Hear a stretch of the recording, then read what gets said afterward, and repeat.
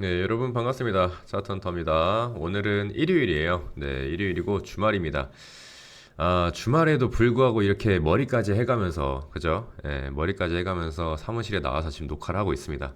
우리 에코프로 주주 여러분들 다 같이 화이팅 한번 하자고 제가 또 이렇게 사무실에 나와서 녹화하는 거 아니겠습니까? 다 같이 좋아요, 구독 한 번씩만 부탁드리면서 영상 제작에 정말 큰 힘이 되니까 좋아요, 구독 한 번씩 해주시고 이 에코프로 관련해서 오늘 브리핑을 드릴 건데 차트에 대한 분석보다는 지금 좀 많이 힘들어하시고 계시잖아요. 걱정도 많으실 테고 그래서 우리가 좀 어떠한 전망과 모멘텀을 보면서 지금 이 기업에 대한 가치를 분석해야 되는지 여러분들의 매매에 대한 기준이 가장 중요한 거거든요. 남들이 뭐라고 하든 내가 에코프로 좋아 보이면 좋아 보이는 거야. 그리고 이 에코프로가 기존에 만들어냈었던 여러 가지 뭐 실적에 대한 부분들이나 뭐 매출, 뭐 영업이익, 그리고 기업에 대한 적정 가치 이런 것들을 다시 한번 저는 재평가를 받는 때가 이제 머지 않았다라고 생각을 합니다. 지금 당장에 뭐 2035년 뭐 EU에 대한 뭐 규제 완화 그리고 뭐 포드에 대한 내용들 이런 것들이 조금 이제 뭐 같이 겹치다 보니까 안 좋은 내용들 쪽으로 계속 이렇게 생각을 하실 수도 있는데 2차 전지는 그렇게 단순하게 접근하시면 안 돼요. 그래서 오늘 이 에코프로에 대한 기술적 분석 조금 해드리면서 기업에 대한 분석 제가 바라보고 있는 관점 전망에 대해서 좀 말씀을 드려보도록 하겠습니다. 일단은 여러분들 지금 보시는 것처럼 우리가 차트를 봤을 때 분봉으로 좀 볼게요. 분봉으로 보게 되면 랠리가 끝나고 다시 한번 고점에 저항 맞으면서 구조적인 조정을 받았습니다. 자, 여기서 단기 EMA가 깨지면서 추세에 대한 전환이 나온 거 아니냐라고 말씀하시는 분들 계세요. 뭐 10만 원짜리도 깨졌고 이거 이제 그대로 꼬라박는 거 아니냐 이렇게 말씀하시는 분들 계시는데 일단 중요한 건 여러분들 늘 알고 계셔야 됩니다. 이게 결국은 다 매물대잖아요. 매물대. 물론 여러분들이 보시는 것처럼 이 구간에서 10만 원을 뚫어내려고 총 5번의 트라이가 있었거든요. 근데 지금 어때요? 뚫어내려고 갭을 만들어내면서 출발을 하고 다시 한번 돌파를 만들어냈죠. 이 사이에 들어왔다가 되돌아 나가는 거는 상관이 없어요. 그렇지만 여기서 깨지면 우리가 다음 기회, 요 자리겠죠. 이 자리에서 우리가 조금 더 체크를 해봐야 한다. 그래서 지금 요 자리라고 하면 7만 5천 원에서 한 8만 원 정도까지는 내려올 수는 있지만 중요한 건 이제 9만 5천 원 자리에서 10만 원 자리에 강력한 매수세가 들어와주고 있다. 이게 포인트인 거죠. 그러니까 더 빠진다라고 하면은 우리가 이 저가 매수에 대한 찬스로 꼭 가져가셨으면 좋겠다라고 말씀을 드리는 거고 여기에서 되돌아 나간다라고 하면 우리가 다시 한번 고점이 왔을 때 12만 원 부근이죠. 이 12만 원 부근에서 터치하고 그대로 쌍고를 맞고 떨어질지 아니면 돌파가 나오고 밟고 올라갈지에 대해서는 그 누구도 모르는 거예요. 대신에 우리가 확률에 베팅하는 거죠. 확률. 지금이 우리가 조금 심리적인 싸움에서 이 제로섬 게임에서 조금 더 유리한 자리에 위치해 있느냐 이런 것들을 좀 우리가 객관적으로 봤을 때 나쁘지 않다라고 생각이 들면은 저는 그 가격도 충분히 저렴하다라고 생각을 하거든요. 그러니까 지금도 에코프로는 저평가되고 있다라고 저는 생각을 하고 있는 거고 기존의 매물대를 좀 봤을 때 이 에코프로가 이 구조적인 조정이 있었을 때 어땠어요? 쭉 눌러 앉았단 말이에요. 그죠? 쭉 눌러 앉았고 지금은 어때요? 이 녹색 선 보이시죠, 여러분들? 121선이거든요. 이 녹색 선을 기존에 역배열로 있었다가 여기에서 전환이 나왔습니다. 그죠? 전환이 나왔고 여기에서 이제 가고 있는 거예요. 이제 여기라니까요. 이 상승 랠리의 초입 구간 지금입니다. 지금. 그래서 이 초입 구간에서 다시 한번 매물대를 소화를 하고 어떻게 올라갈 것이냐 이 부분에 대해서 우리가 조금 더 중장기적인 모멘텀을 지켜보셨으면 좋겠다라고 말씀을 드리는 거고 뭐 전기차에 대한 부분, 뭐 업황에 대한 부분이나 뭐 판매량 둔화되고 있다. 그렇다고 하더라도 계속해서 말씀드리죠. 뭐 PHEV, HEV 그리고 EV 이런 것들 플러그인 하이브리드 전기차 이런 것들도 전부 다 판매량은 계속해서 늘어나고 배터리에 대한 수요는 늘어날 수밖에 없는 지금 이 산업 구조를 겪고 있다 우리는. 그래서 우리가 절대 전기차 판매량 안 좋아지고 있다라고 해서 그냥 2차 전지 끝 이렇게 생각하시면 안 된다라는 겁니다. 아시겠죠? 자, 그러면 차트 분석은 여기까지 하고 주말이니까 좀 여유 있게 한번 가보자고요. 에코프로에 대한 부분을 좀 어떻게 생각하느냐? 저는 여러분들 이렇게 생각합니다. 결론부터 말씀드리자면 지금 2차 전지에 대한 시장은 전기차가 다시 폭발할 거다. 이런 단순한 얘기만으로는 설명이 안 돼요. 저는 오히려 요즘 시장을 이렇게 봅니다. EV가 다 메꾸지 못한 구간을 누가 메꾸느냐, 그리고 그 과정에서 어떤 쪽이 먼저 돈이 들어오느냐, 자금이 유입되느냐, 이게 핵심이라고 저는 생각을 좀 합니다. 그래서 기존에 그 2차 전지의 섹터 분위기를 좀 우리가 짚고 넘어간다고 해보면 요즘 차트를 좀 보게 되면 올라왔다가 빠지고 올라왔다 빠지고 계속해서 변동성이 정말 크게 나와주고 있습니다. 이 섹터에 대한 특징이 뭐냐면 팬이 정말 많아요. 이 팬이 많다는 건 올라갈 때 거래량이 터지고 내려갈 때도 관심이 유지가 된다라는 거거든요. 그리고 또 하나는 이 팬이 많아서 물리신 분들도 많아요. 이게 뭔 말이냐면 매물이 갑자기 쏟아져 나오기보다는 버티는 물량이 많습니다. 그럼 어떻게 되느냐? 올라갈 때는 생각보다 더 과하게 올라가고 꺾일 때는 또 빠르게 꺾인다라는 거죠. 그럼 이 에코프로에 대한 핵심은 또 뭐냐? 양극재에 대한 밸류 체인이라고 저는 생각을 합니다. 쉽게 말하면 배터리의 성능을 좌우하는 핵심 재료가 바로 이 양극재고요. 에코프로는 이 양극재를 중심으로 위아래 공급망을 그룹단에서 잡아놓은 회사죠. 그래서 에코프로는 뉴스 하나로 끝나는 게 아니라 산업 구조가 바뀔 때마다 계속해서 언급이 되는 회사라는 겁니다. 근데 여기서 다들 묻는 질문이 있어요.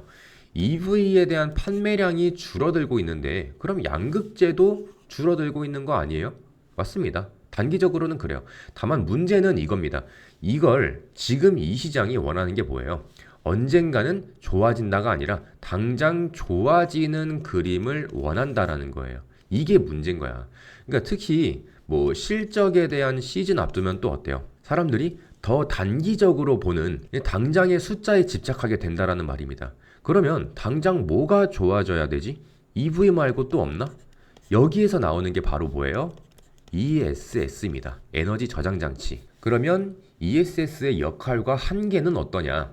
여기서 제가 중요한 거 하나 말씀드릴게요.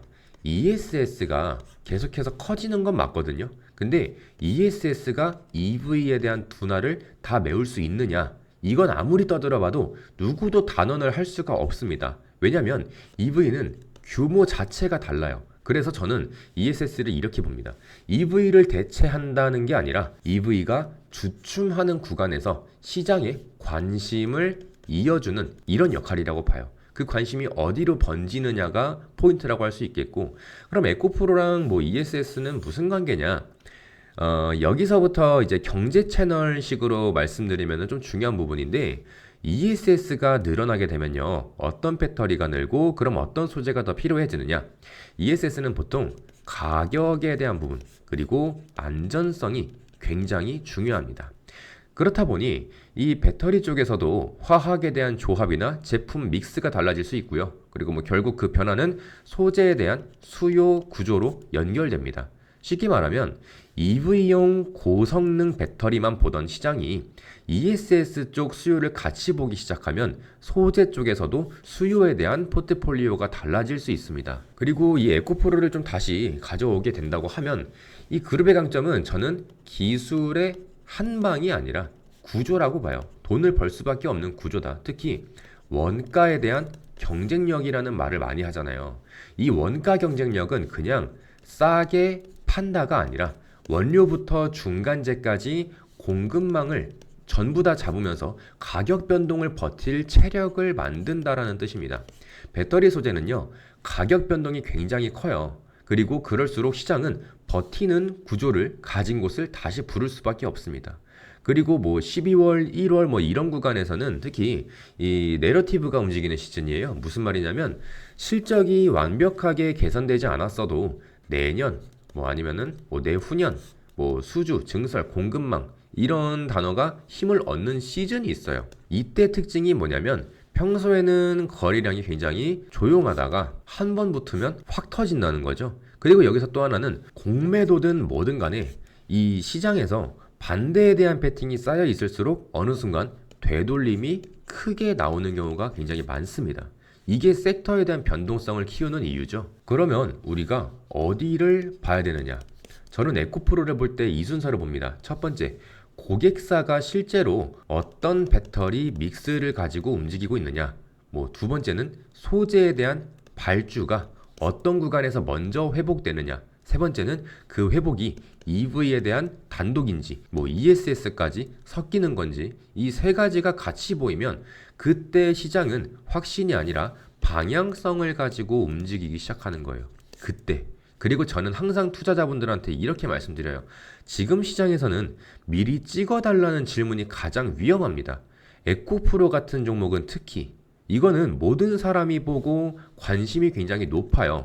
그렇다 보니까 수급이 크게 들어왔다가 빠졌다가 하는 종목이기 때문에 확신으로 달려들면 멘탈이 나갑니다. 대신 방법은 하나예요. 시장이 태어날 때 발을 담그고 더 갈 때 발을 더 담그는 방식. 이게 정석이라고 말씀드릴 수 있겠습니다. 그래서 이 에코프로 같은 경우에는 지금 당장의 실적이 완벽하다. 이런 종목이 아니라 배터리 산업이 어떤 방향으로 가든 계속 호출되는, 언급되는 구조를 가진 그룹입니다. 다만 그 구조가 시장에서 다시 재평가를 받으려면 EV든 간에 ESS든 간에 어떤 축이든 실제 수요에 대한 회복이 확인되는 구간이 필요한 거예요. 그 구간을 기다리면서 오늘 에코프로는 우리가 감정적으로 바라보는 게 아니라 구조를 보자. 이렇게 말씀드리는 게 제 결론입니다. 그래서 오늘 에코프로에 대한 제 주관적인 관점을 좀 그냥 편하게 들으실 수 있게 좀 정리를 해드렸는데 사실 어쩌고 저쩌고 주가가 빠지면 또 열받는 건 사실이거든요. 그죠? 그래서 여러분들이 당장 월요일부터 어떻게 장중에 대응하셔야 될지 제가 전부 다 열어놨으니까 이 소통 창구를 전부 다 열어놨습니다. 그래서 링크 누르시고 전송 버튼 딸깍 누르시면은 전부 다 소통방 무료로 입장 가능하시고요. 여기 보이시죠? 영상 보이시는 것처럼 똑같이 하시면 됩니다. 그래서 링크 누르고 전송 딸깍 누르면 소통방 전부 다 무상으로 입장하시고 여기에서 2차 전지 관련된 모든 내용들 전부 다 실시간으로 브리핑 드리고 있습니다. 제가 주말에도 영상 녹화해가지고 영상 업로드 하는 거 보면 여러분들 아시겠죠? 어느 정도로 하는지. 내가 만약에 2차 전지 종목을 좀 들고 있다 라고 하시는 분들 장중에 어떻게 대응해야 될지 타점에 대한 부분이 좀 필요하다라고 하시는 분들 전부 다 링크 누르고 전송 눌러서 들어오시면 되겠고요. 중간중간에 제가 이렇게 스윙으로 나오는 종목들도 전부 다 브리핑 드리고 있어요. 바이오 쪽보다는 섹터 수급이 좀 쏠리는 쪽으로 잘 말씀드리고 있으니까 예수금이 좀 남으신 분들은 편하게 잡아보시면 될 것 같고요.